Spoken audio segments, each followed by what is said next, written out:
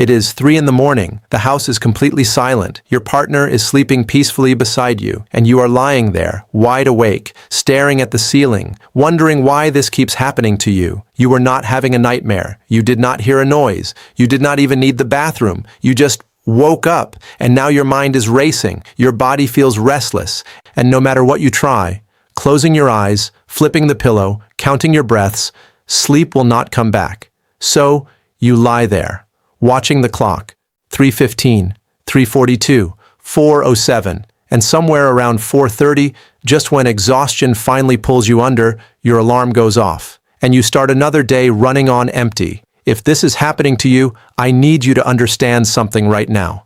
This is not just aging. This is not just stress. And this is absolutely not something you simply have to live with. What is happening inside your body at 3 a.m. is a specific biological chain reaction, and once you understand exactly what triggers it, the fix becomes far clearer than you ever imagined. I am Dr. James Ray, and in the next few minutes, I am going to show you what is actually waking you up, why it happens almost always at the same time, what it is silently doing to your heart, your brain, and your blood sugar while you lie there helpless, and most importantly, exactly what you can do about it starting tonight. Stay with me, because what I am about to share completely changes how you understand your own body after 60. But before we go any further, I want to ask you something. Have you ever noticed that it is almost always 3 a.m.? Not 1 a.m., not 4 a.m., almost always somewhere between 2:30 and 4 in the morning. That is not a coincidence. That is your biology sending you a signal, a very specific signal, and most doctors never take the time to explain what that signal actually means. By the end of this video, you will understand it completely. Here is what nobody tells you. Your body runs on an internal 24-hour clock. Scientists call it your circadian rhythm. And after 60 dial, that clock starts shifting in ways that directly affect when and how deeply you sleep. But that is only the surface explanation. The deeper truth involves a hormone most people have heard of, but almost nobody understands properly. Cortisol. Most people think of cortisol as the stress hormone.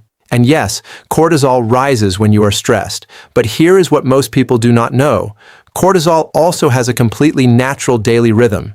It is designed to be at its absolute lowest point in the early evening, helping you wind down and fall asleep.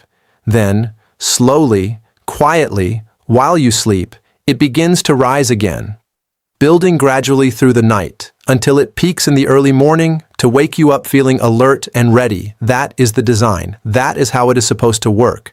But after 60 hours, that cortisol curve changes dramatically. Instead of rising slowly and peaking gently in the early morning, it starts rising too early, too fast, too sharply. And what time does that premature cortisol spike tend to hit its peak? Somewhere between 2:30 and 4 in the morning, which is exactly when you snap awake. Your body is essentially receiving a false alarm, a biological wake-up call that is firing hours too early. And once cortisol surges, your heart rate rises slightly, your blood pressure ticks up, your mind shifts from deep sleep into alert mode, and going back to sleep against an active cortisol surge is like trying to fall asleep with someone gently shaking your shoulder. Nearly impossible. Now here is where it gets more serious. Because that cortisol surge is not just robbing you of sleep, it is doing something to your blood sugar, your heart, and your brain every single night that most people over 60 have absolutely no idea is happening. And if you have ever wondered why you feel mentally foggy in the morning, why your energy crashes by mid-afternoon, or why your fasting blood sugar readings keep creeping up despite watching what you eat, this next part explains everything. When cortisol surges at 3 a.m., your liver responds immediately. It reads that cortisol signal as a sign that your body needs emergency energy, so it dumps glucose directly into your bloodstream, even though you have not eaten anything. Even though you are lying completely still in bed. This is called the dawn phenomenon, and it is one of the most underdiagnosed reasons why people over 60 see elevated fasting blood sugar readings in the morning, even when they are eating well and exercising regularly. You are not eating sugar at night. Your own liver is producing it. Triggered by that early cortisol surge, while you lie awake, staring at the ceiling. And for anyone managing blood sugar or diabetes, this is critical information that most doctors never connect to sleep disruption, but it does not stop there. While your cortisol is elevated and your blood sugar is spiking, your cardiovascular system is also under pressure. Blood pressure rises during cortisol surges, heart rate increases, the cardiovascular system shifts into a mild state of alert. And research published in the European Heart Journal found that the hours between 3 a.m. and 6 a.m. carry a significantly elevated risk of heart attack and stroke, not because something goes wrong randomly, but because this is precisely when the body's internal stress response is already activated. People who sleep poorly are not just tired. They are experiencing repeated cardiovascular stress events, night after night, that accumulate silently over months and years. Now, let us talk about your brain, deep sleep, specifically the slow wave sleep that happens in the early part of the night and the REM sleep that happens in the later part is when your brain performs its most critical maintenance. During deep sleep, your brain activates what scientists call the glymphatic system. Think of it as your brain's overnight cleaning crew. It flushes out metabolic waste products, including a protein called amyloid beta, that accumulates throughout the day. Amyloid beta is one of the primary proteins associated with Alzheimer's disease. When you wake at 3 a.m. and cannot return to sleep, you are cutting short the exact biological window when your brain is supposed to be cleaning itself.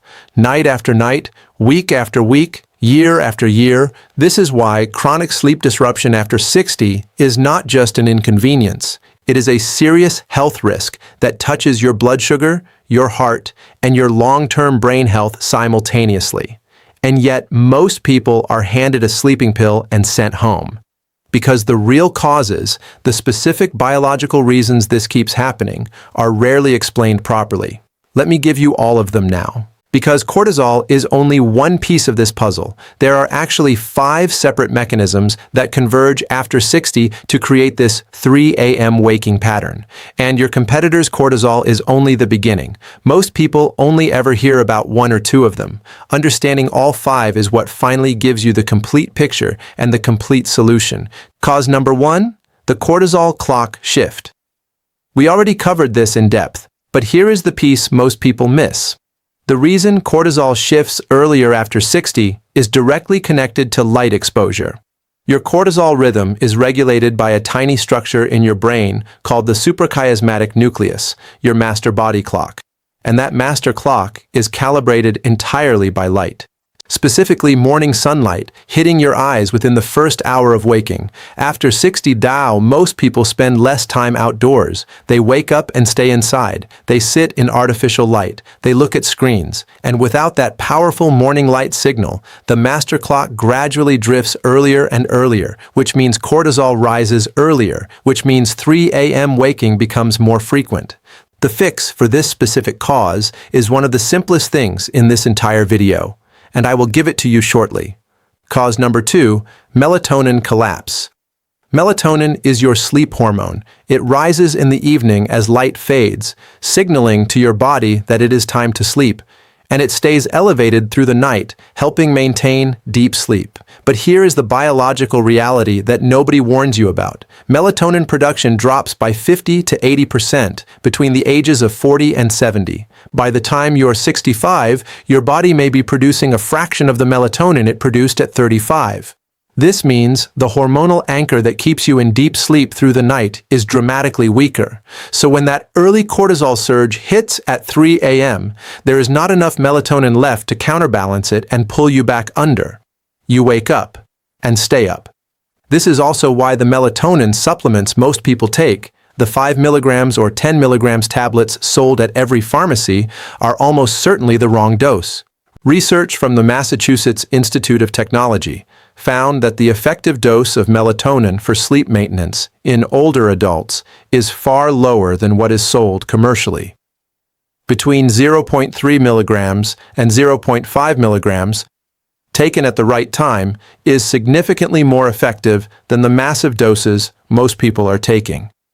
Higher doses of melatonin actually desensitize your melatonin receptors over time, making the problem worse rather than better. This is information your doctor may never have shared with you. Because number 3, blood sugar instability. We touched on the dawn phenomenon earlier, but blood sugar instability can also cause 3 a.m. waking through a completely different mechanism. If your blood sugar drops too low in the middle of the night, which can happen even in people who are not diabetic, your body releases adrenaline as an emergency response. Adrenaline is a powerful stimulant. It snaps you awake instantly, heart pounding, mind racing, sometimes with a feeling of anxiety or dread that has no obvious source.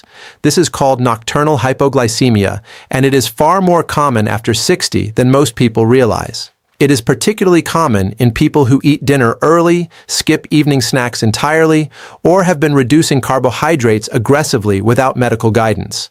The blood sugar simply runs too low by 3 a.m. The body panics, adrenaline fires, and you are wide awake with your heart racing, wondering what just happened. Because number 4, body temperature dysregulation. Falling asleep and staying asleep requires your core body temperature to drop by approximately 1 to 2 degrees Fahrenheit.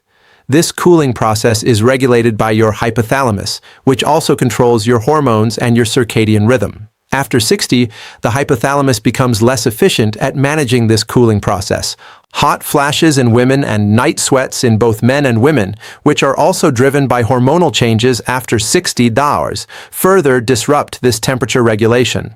When your core temperature rises unexpectedly in the middle of the night, your brain interprets it as a signal to wake up. People who sleep in rooms that are too warm, or under too many blankets, or next to a partner who radiates significant heat, are particularly vulnerable to this mechanism. The optimal sleeping temperature for adults over 60 is between 65 and 68 degrees Fahrenheit, cooler than most people keep their bedrooms. Cause number 5, bladder sensitivity and nocturia. This one is the cause people most commonly blame for their 3 a.m. waking. And sometimes it genuinely is the primary driver. But here is what most people do not realize. In many cases, the bladder is not what woke you up. The cortisol surge woke you up. And once you were already awake, you became aware of a bladder that was perhaps 60 or 70% full, not urgently full, just full enough that your now alert brain decided you should get up. This distinction matters enormously, because if you treat nocturia as the cause rather than the consequence, you focus all your efforts on fluid restriction and bladder training, while the real driver, the cortisol surge, continues completely unaddressed. However, genuine bladder overactivity does increase significantly after 60. The bladder muscle can become less elastic. The urethral sphincter weakens, and certain medications, including many blood pressure drugs and diuretics, dramatically increase nighttime urination. If your 3 a.m. waking consistently involves an urgent need to urinate, speak with your doctor specifically about medication timing and bladder health, because this is a genuinely solvable problem that deserves specific attention. So now you know the 5 real causes: the cortisol clock shift, the melatonin collapse, blood sugar instability, body temperature dysregulation, and bladder sensitivity. Most people walking around right now have at least 3 of these 5 happening simultaneously and have no idea. Now let us talk about what you actually do about it, because knowing the cause without knowing the solution helps nobody. Solution 1, the morning light reset. This is the single most powerful thing you can do to fix the cortisol clock shift, and it costs you absolutely nothing. Within 30 minutes of waking up every morning, go outside and let natural sunlight hit your eyes directly, not through a window, not through sunglasses. Direct outdoor light. You do not need to stare at the sun. Simply being outside in natural morning light, even on a cloudy day, for 10 to 20 minutes sends a powerful calibration signal to your suprachiasmatic nucleus. It tells your master body clock exactly what time it is. And over 7 to 14 days, your cortisol curve begins to shift back to its correct timing, rising later, peaking later, which means that 3 a.m. false alarm starts fading. Stanford neuroscientist Dr. Andrew Huberman has published extensively on this mechanism, and the research is unambiguous. Morning light exposure is the most effective non-pharmaceutical intervention for resetting circadian rhythm disruption in older adults. 10 minutes outside every morning. That is the prescription. Solution 2. The evening wind down temperature protocol. Remember that your body needs to cool down to fall into and maintain deep sleep. Here is a counterintuitive strategy that research consistently supports. Take a warm shower or bath 60 to 90 minutes before bed, not to warm yourself up, but because when you step out of warm water, your body surface temperature drops rapidly. And that rapid surface cooling triggers a compensatory drop in core body temperature, accelerating the sleep onset process and helping maintain deeper sleep through the night. Additionally, keep your bedroom cool, between 65 and 68 degrees Fahrenheit. Use lighter blankets. And if possible, use a fan or keep a window slightly open. This single environmental change eliminates the temperature dysregulation caused for many people within the first week of implementation. Solution 3. The blood sugar stabilization strategy. To prevent the nocturnal blood sugar drop that triggers the adrenaline wake-up call, the strategy is simple but specific. Do not eat a large meal close to bedtime, but also do not go to bed completely empty. A small protein and fat-based snack 45 to 60 minutes before bed provides a slow, steady fuel source that prevents blood sugar from crashing at 3 a.m.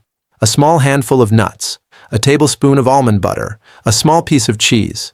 These slow-digesting foods provide sustained glucose release through the night without spiking insulin. Avoid high sugar or high carbohydrate evening snacks, which spike blood sugar quickly and then cause a reactive crash at exactly the wrong time. And if you are taking any medications that affect blood sugar, speak with your doctor specifically about whether your dosing and timing could be contributing to nocturnal hypoglycemia. Solution 4. The cortisol dampening evening routine. Because the cortisol surge is partly driven by stress and nervous system activation, the 2 hours before bed are critical. Screens, including phones, tablets, and televisions, emit blue light that suppresses melatonin and keeps cortisol elevated. If you are scrolling through your phone in bed at 10 p.m., you are directly feeding the problem. Dim your home lighting after 8 p.m., switch screens to night mode, and introduce a calming pre-sleep ritual that your nervous system learns to associate with safety and wind down. This does not need to be elaborate. Reading a physical book, gentle stretching, a warm non-caffeinated drink, a short breathing exercise. The 4-7-8 breathing technique: inhale for 4 counts, hold for 7 counts, exhale for 8 counts, has been shown to directly activate the parasympathetic nervous system and lower cortisol within minutes. 3 to 4 cycles of this breathing pattern before sleep genuinely lowers the cortisol baseline you are carrying into the night. Solution 5. The 3 a.m. rescue protocol. Despite everything you do right, there will still be nights when you wake at 3 a.m. Here is exactly what to do when it happens. Do not look at your phone. The light immediately spikes cortisol further and signals your brain that the day has started. Do not watch the clock. Clock watching activates anxiety, which elevates cortisol, which makes returning to sleep less likely with every minute that passes. Instead, keep your eyes closed, stay warm, and practice what sleep researchers call cognitive shuffling, which involves mentally visualizing a random sequence of unrelated images. A red apple, a wooden boat, a purple umbrella, a mountain. The randomness of these images mimics the thought patterns of early sleep onset and actively helps your brain transition from alert waking consciousness back toward sleep. If you are still awake after 20 minutes, get up, go to a dim room, do something quiet and unstimulating, reading a physical book under low light until you feel genuinely sleepy again. Then return to bed. This prevents the bed from becoming associated with wakefulness and frustration, which is a conditioned arousal response that makes chronic 3 a.m. waking progressively worse over time. Now, before I close, I owe you an honest caution. Everything I have shared today is designed to address the common biological causes of 3 a.m. waking after 60. But there are situations where waking at 3 a.m. is a signal of something that requires medical evaluation. If your 3 a.m. waking is accompanied by chest pain or pressure, get evaluated immediately. If you wake gasping for breath, or your partner tells you that you stop breathing during sleep, that is sleep apnea. It is extremely common after 60. It is serious, and it is very treatable, but it requires a proper diagnosis. If you are experiencing profound and persistent fatigue alongside sleep disruption, thyroid dysfunction is a common and frequently missed cause in adults over 60. And if the anxiety and racing thoughts that accompany your 3 a.m. waking feel overwhelming, persistent, or are accompanied by feelings of hopelessness, please speak with your doctor. Sleep disruption and mood disorders are deeply interconnected, and both deserve proper care. Do not dismiss these symptoms as simply getting older. You deserve actual answers. Let me bring everything together for you. Waking at 3 a.m. after 60 is not random. It is not simply aging, and it is not something you are powerless against. It is driven by 5 specific biological mechanisms. The cortisol clock shift that fires your internal alarm too early. The melatonin collapse that removes the hormonal anchor keeping you in deep sleep. Blood sugar instability that triggers an adrenaline emergency in the middle of the night. Body temperature dysregulation that wakes your brain when it should be resting. And bladder sensitivity that is often a consequence of waking, not the cause of it. And the solutions are equally specific. Morning sunlight within 30 minutes of waking to reset your cortisol clock. A warm shower 90 minutes before bed to trigger the core cooling response. A small protein and fat snack before sleep to stabilize blood sugar through the night. A genuine evening wind-down routine that lowers cortisol before you ever close your eyes. And a clear rescue protocol for the nights when 3 a.m. still finds you. None of this requires medication. None of this requires expensive equipment.